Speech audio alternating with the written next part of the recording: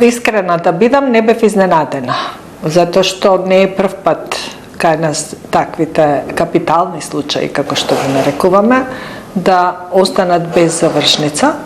Меѓутоа, ме изненади директноста, како тоа беше соопштено, и одговорот на државниот јавен обвинител, кој што кажа дека едноставно бил информиран по телефон.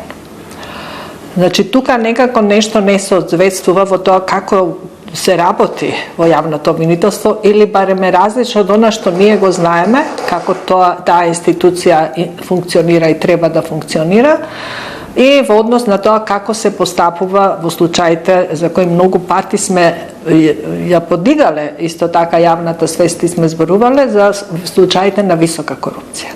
За таквите предмети кои се крупни, за висока корупција и од големо општествено значење, се реферира на колегиумот на државниот јавен обвинител. И дури по потреба тој може да назначи некој од неговите заменици да исто така учествува во работата на тој случај. Мене ме изненади одговорот на јавниот обвинител Савески, кој што кажа дека не бил информиран. Мислам дека тоа не е добро. Не може да функционира така едно сериозно јавно обвинителство кој што е тука да ги штити интересите на државата и на граѓаните, и клучниот човек да не биде информиран за еден таков капитален предмет.